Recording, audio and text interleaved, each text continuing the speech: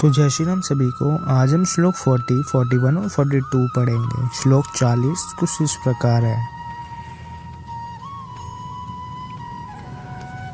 इस कर्मयोग में आरंभ का अर्थात बीज का नाश नहीं है और उल्टा फल रूपी दोष भी नहीं है, बल्कि इसमें कर्मयोग रूपी धर्म का थोड़ा सा भी साधन जन्म मृत्यु रूपी भय से रक्षा करवा देता है।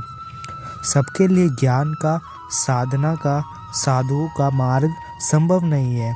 हमारे जैसे अधिकतर लोगों को कर्मयोग अपनाना चाहिए।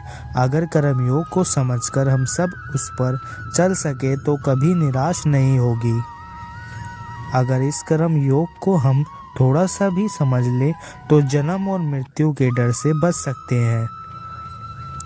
अगला श्लोक। हे अर्जुन, इस कर्म योग में निश्चय बुद्धि एक ही होती है, किंतु अस्थिर विचार वाले, विवेकहीन विचार वाले मनुष्यों की बुद्धियां निश्चय ही बहुत भेदों वाली और अनंत होती है। जब फैसला लेना हो तो बुद्धि एक ही होती है, लेकिन जहाँ सोच की और फैसले की कमी हो वहाँ कई बुद्धियों का कार्य करती है। दोस्तों, यहाँ अनिर्णय की स्थिति के बारे में कहा गया है। जब आप कोई फैसला नहीं ले पाते हैं तो न जाने कितनी ही दिशाओं में आपकी बुद्धि या ध्यान जाता है, लेकिन आप अगर निर्णय लेने के सोच ले तो फिर उस कार्य को करने का ही प्रण होता है।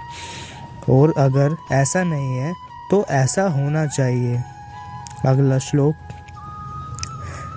हे अर्जुन, जो भोगों में तन्मय हो रहे हैं, जो कर्मफल के प्रशंसक वेद वाक्यों में प्रीति रखते हैं, जिनकी बुद्धि में स्वर्ग ही परम प्राप्त वस्तु है और जो स्वर्ग से बढ़कर दूसरी और कोई वस्तु ही नहीं देखते, यानी ऐसे लोग जो कर्म के बदले में सिर्फ फल या लाभ की ही बात करते हैं। जब भी काम उससे होने वाले फायदे से शुरू होता है तो वह काम नहीं, स्वार्थ हो जाता है। उसे कर्म नहीं कह सकते।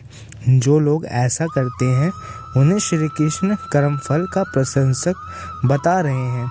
आप अकर्मी होने से बचिए।